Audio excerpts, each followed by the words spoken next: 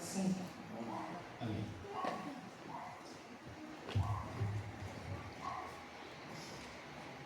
Abramos nossas Bíblias para a nossa reflexão, lá em 2 Reis, no seu 5º capítulo, 2 Reis, 5º capítulo, estarei lendo até o verso 14.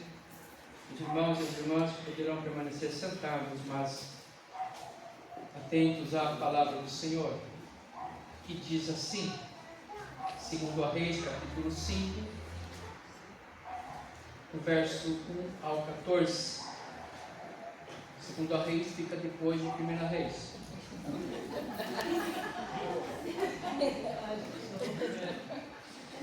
Minha Bíblia está aí perto da página 400.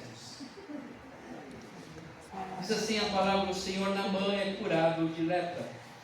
Naamã, comandante do exército do rei da Síria, era grande homem diante de seu senhor e de muito conceito, porque por ele seu senhor dera vitória à Síria.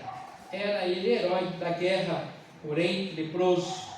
Saíram tropas da Síria e da terra de Israel, levaram cativo uma menina, que ficou ao serviço da mulher de Naamã. Disse ela à sua senhora: tomara o meu senhor estivesse diante do profeta que está em Samaria, ele o restauraria da sua lepra. Então foi Naamã e disse ao seu senhor: assim foi e falou a jovem que é da terra de Israel. Respondeu o rei da Síria: vai, anda, e enviarei uma carta ao rei de Israel. Ele partiu e levou consigo 10 talentos de prata, 6.000 ciclos de ouro e 10 vestes festivais. Levou também ao rei de Israel a carta que dizia: logo em chegando a ti esta carta, saberás que eu te enviei Naamã, meu servo, para que o cures da sua lepra. Tendo lido o rei de Israel a carta, rasgou as suas vestes e disse: acaso sou Deus com poder de tirar a vida ou dá-la? Para que este envie a mim um homem para eu curá-lo de sua lepra? Notai, pois, e vede que procura um pretexto para romper comigo. Ouvindo, porém, Eliseu, homem de Deus, que o rei de Israel rasgara as suas vestes, mandou dizer ao rei: por que rasgaste as tuas vestes?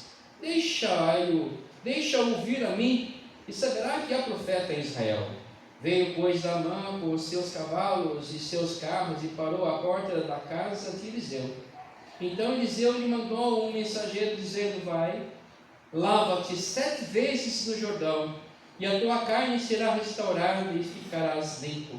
Naamã, porém, muito se indignou e se foi dizendo: pensava que ele sairia a ter comigo, por-se-ia de pé, invocaria o nome do Senhor seu Deus, moveria a mão sobre o lugar da lepra e restauraria o leproso.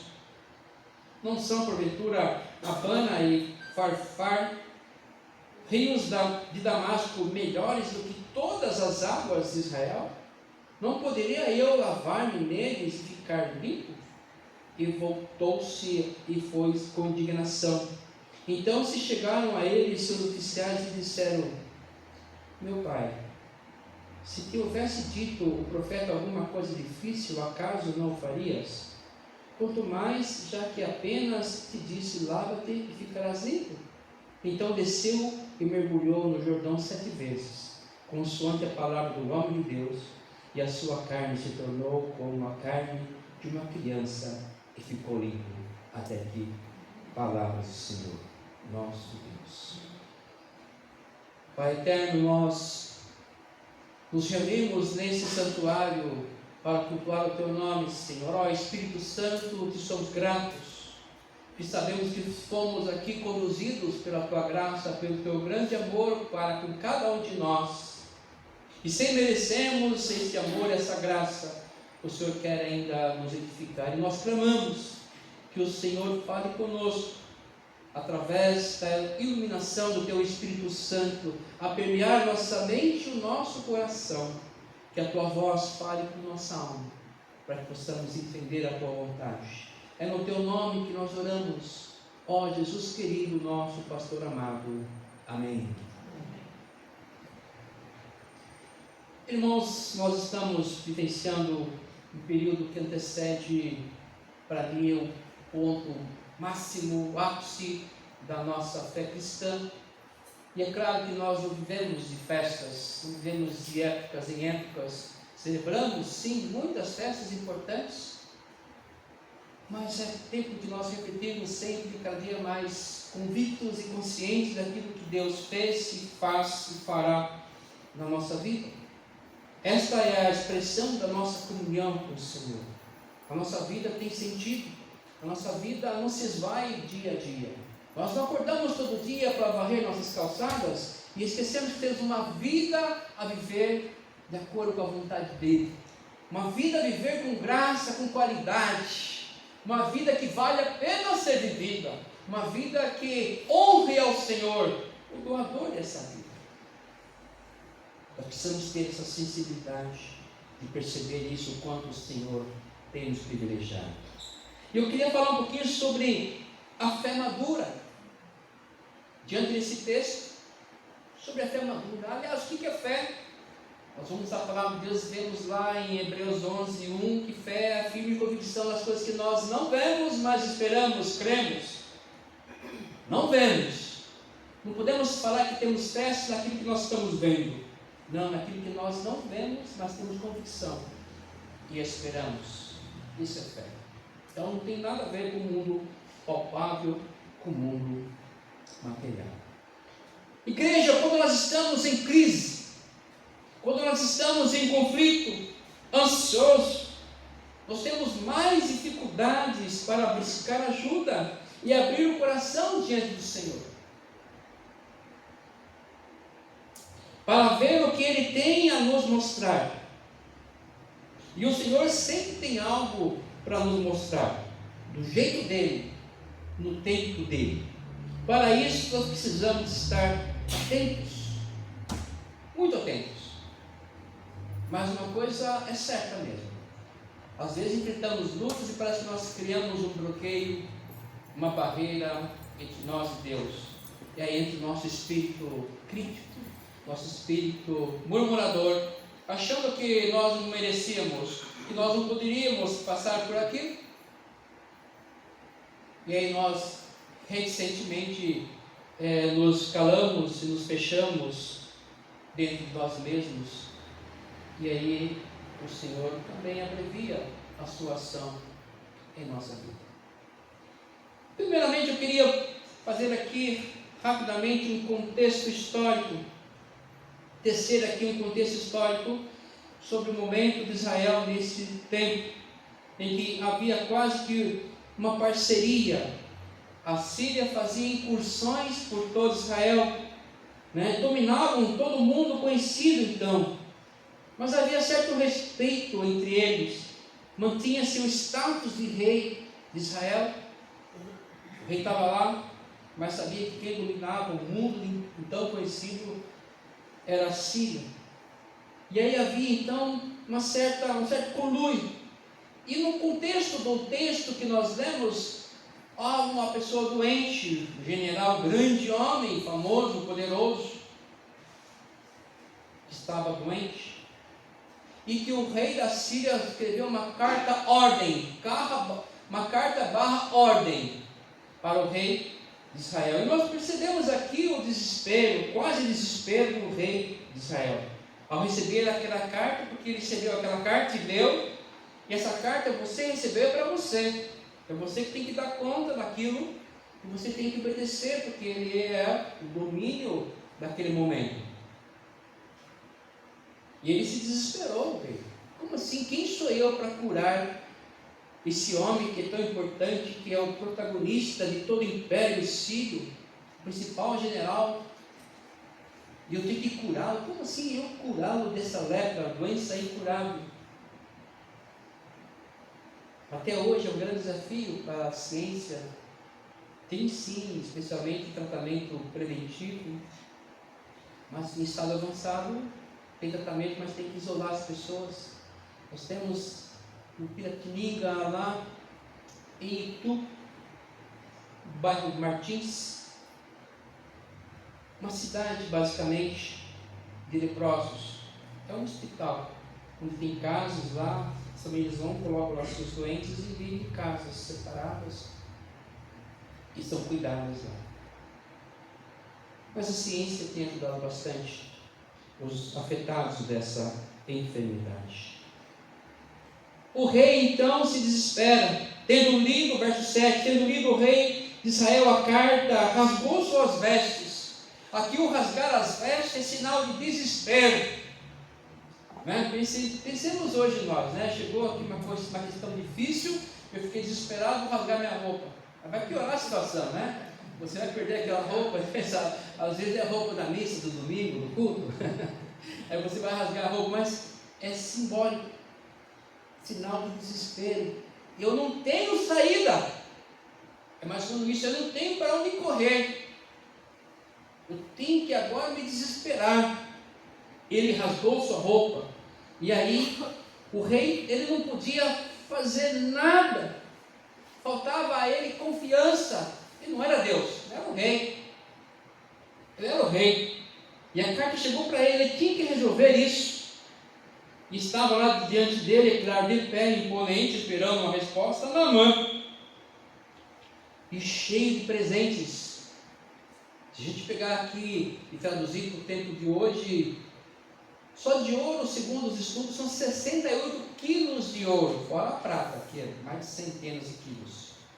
E fora as roupas caríssimas do melhor estilista da época, mais caro, né? Aquele terno italiano, aquela coisa assim, né? Se vai no shopping, alguns shoppings, no setor dos mais ricos, no shopping Morumbi, se olha assim um paletó, R$4.000. Nossa, R$4.000. Meu salário inteiro acabou para comprar um paletó. Não, porque é o estilo, né?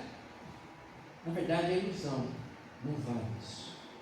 As pessoas compram ilusão, põem o paletó de R$4.000, 5.000, se sentindo, é um pouco assim.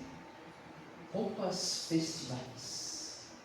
E nós sentimos mais gente com uma roupa diferente. O rasgar aqui a roupa também significa que isso não vale nada. Que tem coisas que nos levam ao desespero, que nós não podemos controlar. E aí temos que rasgar essa roupa, esse mundo de ilusão. Que é o mundo caro que nos é oferecido. O que está posto aqui diante do rei da Síria, o rei de Israel, é que o rei de Israel, ele se sentiu incapaz. Eu não sou Deus. Mas, por incrível que pareça, o profeta Eliseu estava por perto e ficou sabendo que o rei rasgara a sua roupa, do que aconteceu. E o texto é muito sucinto. Uma coisa que eu aprecio muito na leitura bíblica é que ele conta uma história de uma vida assim, em poucos versos. Eliseu falou assim: por quê? Manda falar comigo, manda para mim. Esse problema aí, o rei, você está desesperado, rei. Que coisa! Um homem tão poderoso, desesperado assim, rasgando as roupas. Isso é imaturidade, rei.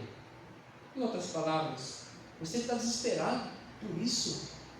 Você está com um diagnóstico ruim? Está desesperado? Você está com um problema assim, assado? O que aconteceu? E aí você vai se desesperar? Vai rasgar suas roupas? Aí o profeta: manda para mim. Manda para mim. Então, de um lado nós temos um rei que tinha todo o poder político ali diante do seu povo, mas que se sentiu incapaz, porque ele não era Deus segundo a sua própria fala. E por outro lado, em segundo lugar, o Eliseu, a ele sobrava confiança. Olha o verso 8: ouvindo, porém, Eliseu, homem de Deus, que o rei de Israel rasgara as suas vestes, mandou dizer ao rei, resumidamente: por que rasgaste as suas vestes? Deixa ouvir a mim, e saberá que há profeta em Israel. Há profeta em Israel. A palavra de Deus continua sendo semeada, pregada. O poder de Deus continua vigente. No rei não. O poder não está no rei. mas está em Deus, o nosso Senhor. Há profeta em Israel. Isso seria o quê? Quase que uma arrogância do profeta Eliseu. Seria uma, parece que sugere um pouquinho isso, né? Manda vir para cá. Sabe aquela treta que vem a bola, vem lá e vem, mata a bola no peito assim, a bola desce tranquila, né? Ele é o craque do reino de Deus aqui. Há profeta em Israel. Não se desespere, ó rei. Há profeta em Israel. O Senhor aqui ainda age. O Senhor, Ele não foi para lugar nenhum. Ele não foi para Plutão, para Marte, para Netuno. Ele não foi. Ele continua conosco. Não se desespere. Quem era esse homem? Esse profeta Eliseu? Ele era um homem comum? Se nós olharmos, não agora, mas depois em casa, você vai ser tocado pelo Espírito Santo, Deus vai começar a pesquisar, ler um pouquinho a respeito desse homem. Só se você olhar no capítulo anterior, nós vamos ter aqui várias ações desse profeta. Ele sucedeu, foi discípulo de Elias, grande profeta também. E eu olho aqui no capítulo 4, e nós vemos aqui, por exemplo, quando Eliseu aumenta o azeite da viúva. A viúva estava vivendo com seu marido, tinha 2 filhos. O marido morreu. E eles tinham muitas dívidas. E os credores viriam buscar os seus filhos para que se tornassem escravos. A antiguidade era assim. A escravidão não era por cor de pele. Era por crimes, era por guerras, prisioneiros de guerra, nesse caso aqui, por dívidas.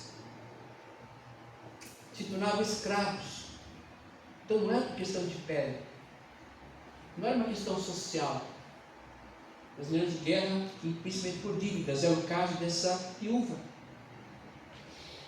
E o marido dela era discípulo, servo do profeta. Meu marido, servo, era teu servo. Ela já jogou a responsabilidade em cima do profeta. Teu servo, ele morreu, eu estou desesperado, meus filhos vão ser escravizados. E o profeta disse: o que é que eu te faço, mulher? O que você tem em casa? Ela falou assim: não tenho nada. Eu só tenho em casa uma botija de azeite. Então ela tinha uma botija de azeite e o resto das vazias. Então ele falou assim: então pegue todas as vasilhas que você tem na sua casa, todas, coloca lá, fecha a porta com seus 2 filhos e começa a colocar o azeite nas vasilhas até encher todas as vasilhas. Você vai encher todas as vasilhas que estão vazias. Há muita coisa vazia na sua casa, há muita coisa vazia na sua vida. Você vai encher com o meu azeite. Enche todos até a tampa. E você vai vender esses azeites, e você vai pagar a sua dívida. Vai viver com seus filhos. E a mulher foi e aconteceu assim. Ainda no capítulo 4, nós temos um outro episódio da mulher sunamita. Uma mulher que morava em Sunem. Mulher sunamita que morava em Sunem. Uma mulher rica, muito rica. Casada, só que ela não tinha filhos.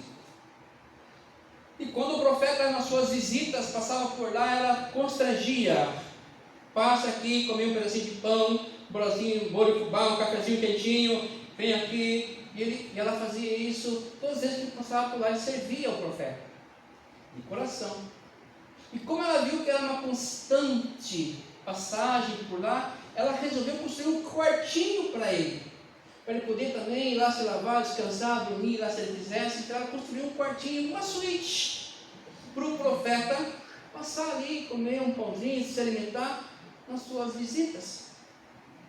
De uma relação com o servo de Deus, com o homem de Deus, com o profeta de Deus. Só que nasceu o filho. Ela falou assim: o que você tem? Eu sou estéril, não tenho filho. Você vai ter um filho. Orou a Deus, ela ganhou um filho. Só que passando um tempo, esse filho morreu. Aí ela se desesperou. Chegou ao profeta e ele foi atender: o que aconteceu? Meu filho morreu. Não sei o que aconteceu. Deus me deu e Deus me levou. O profeta falou, leva no quartinho. Foi lá, fechou a porta, deitou em cima do menino, e esse menino voltou a viver. Então, com Eliseu não tem brincadeira. Por isso que ele fala aqui pro rei, por que você rasgou as roupas? Você está desesperado porque há profeta em Israel, há Deus em Israel. Não há motivo desse desespero. É Deus que vai agir na vida desse homem, não é você, rei. Não é a situação política do seu país que vai mudar a sua vida. A nossa vida está na mão de Deus. Ainda há um profeta, ainda há um Deus em Israel.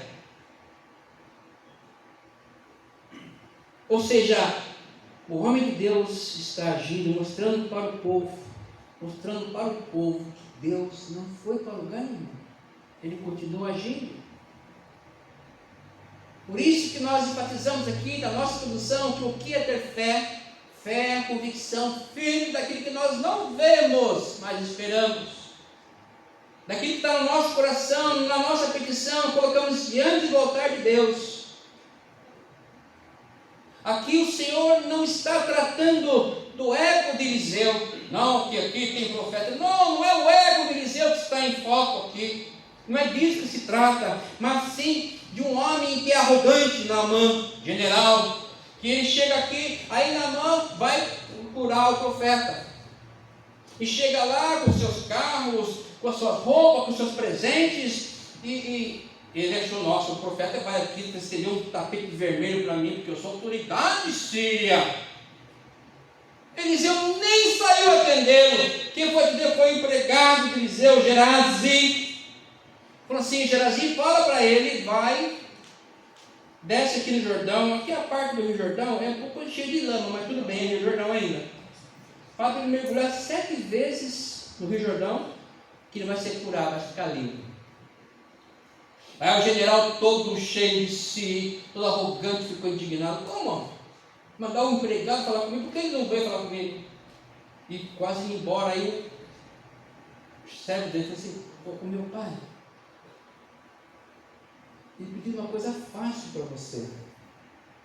E aqui, mas lá em Damasco tem rios com águas limpas, lindas, até com uma paisagem bonita, grama verde e tal. Aqui nesse buraco aqui, parece o rio Tietê, Rio Pinheiros.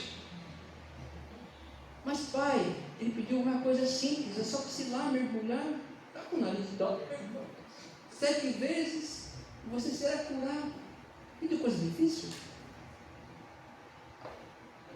Orgulho. Aí ele caiu em si, fez o que o profeta mandara. O foco aqui não é o orgulho do profeta, assim, mas da ação de Deus, que é todo poderoso, que quer primeiramente nos quebrantar, para que nós possamos enxergá-lo. Porque enquanto nós tivermos arrogância, tivermos pedância, achamos que nós somos alguém, que nós fizemos isso ou aquilo, não, é Deus que faz através de nós. Quando nós não entendemos isso, aí sim, Ele vai agir na nossa vida e vamos ter os milagres que nós queremos. Quando nós descemos do nosso pedestal e mergulharmos no riacho fétido, sujo, cheio de lama, que Deus mandou, mas vai dar certo, Deus mandou, vai e faz. Ele não está mandando você para Dubai, está mandando você ir lá para o Haiti, cuidar dos pobres. Vai e faz. Porque às vezes essa mentalidade que nós temos da igreja, cheio de arrogância, cheio de poder, não, desce 7 vezes e mergulha aqui no Rio Pinheiros. Não tem que ir lá para a Europa, não, é aqui. É aqui que nós temos que fazer a nossa obra, a obra de Deus é feita aqui, no nosso mundo, no nosso meio, é aqui agora.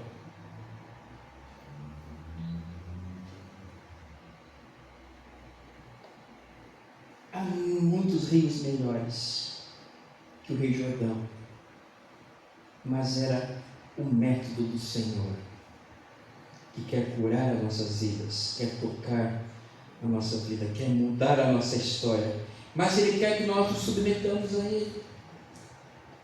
Ele quer cuidar primeiramente do nosso eu, do nosso ego. que nós queremos, e nós só entendemos que tem que ser conforme nós queremos. Não, pastor, tem um pastor aí que tem umas regrinhas que eu tenho que pedir as coisas dos mínimos detalhes, conforme eu quero. Isso aí é uma heresia. Deus faz as coisas como Ele quiser no tempo dele, se Ele for fazer.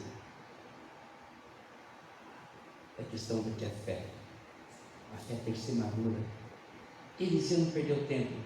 O general, tá bom, general, eu acho que nem podia fazer, já vai ser atendido. Não, mandou empregado lá. Eu tenho umas coisas mais sérias para resolver. Vou mostrar para o Senhor aqui. Às vezes tratamos as pessoas com tanta, e ele dentro de Deus não é nada. Deus sim. Nós precisamos entender isso. O principal personagem dessa linda história, para mim, não é Naamã. E nem o profeta Eliseu. Para mim, o principal personagem dessa linda história, de 2 Reis capítulo 5, é menina. É menina que era cativa. Foi dela, do coração dela. Falou assim: olha, o meu amo, o meu Senhor, eu estou aqui cativa nessa parceria entre aspas em Israel e Síria, que dominava o mundo. Então ela estava cativa, servindo a mulher de Naamã. Eu falei assim: o seu marido tem lepra. Se ele estivesse lá em Samaria, os profetas de lá, ele seria curado. Lá os profetas iriam orar e ele seria abençoado. Uma menina ensinando o general. Mas aquilo entrou no coração dele, que ele foi ao rei, conversou com o rei, e o rei falou assim: não vai. Deu cartas, vai lá. Entrega lá para o rei, lá em Israel, para ir curar você. A palavra da menina entrou no coração do rei, entrou no coração de Naamã. Chegou até o rei de Israel e do profeta Eliseu. A palavra de uma menina, a palavra de uma criança. É assim que Deus age. Ou seja, Deus quebra todos os nossos valores, princípios, achismos, nossa arrogância, tudo aquilo que nós temos por princípios humanos, e age com o seu poder, com sua graça, com o seu amor, porque Ele quer curar de fato a todos. E Ele fala assim: olha, adeus Israel, adeus Israel, adeus em nossas vidas. Uma menina cativa, sem nome, que vivia numa situação de humilhação. Mesmo assim ela foi relevante, ela agiu, não perdeu a fé. Ela continua crendo e vivendo a sua fé, mesmo sendo uma menina cativa, sem nome, em uma situação desprivilegiada.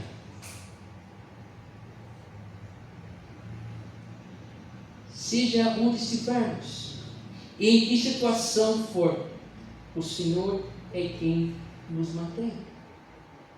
O Senhor é quem nos capacita. É o Senhor quem nos impulsiona. É o Senhor quem nos abençoa. É o Senhor que usa de nós e pode mudar a vida de muitos. Então, para mim, a principal personagem dessa história maravilhosa é a menina. Saíram tropas da Síria e da terra de Israel. Levaram cativa uma menina que ficou ao serviço da mulher de Naamã. Quanto valia uma escrava? Menina ainda. E foi através dela que Deus agiu poderosamente na vida dos grandes do seu tempo, dos homens mais poderosos do seu tempo. É assim que Deus age. Mas primeiro Ele quer quebrar a gente, quebrar o nosso ego. Nós precisamos entender que nós podemos ser instrumentos, servos, porque a Deus em Israel. Ele quer agir poderosamente. Ele quer transpor barreiras. como esse episódio, mas do jeitinho dele. Que o Senhor nos mande mergulhar 7 vezes para que possamos ser curados. Não, porque uma vez não basta, pastor? 7 vezes? Fosse 20 vezes. A questão aqui não é número. É que o número 7 sim, em hebraico significa a perfeição. O número perfeito, que aponta para o Senhor, é a obra completa. Ele quer fazer a obra completa em nossas vidas, não quer fazer meia coisa. A boa obra que ele começou, ele quer terminar. Basta a gente entender isso, deixar o nosso ego de lado, que ele vai continuar nos ajudando, nos abençoando, nos curando, nos fazendo ver a sua graça agindo em nossas vidas. Amém. Vamos com alegria louvarmos ao Senhor com o nosso hino 142. Não sei porquê de Deus o amor. Louvemos a Deus.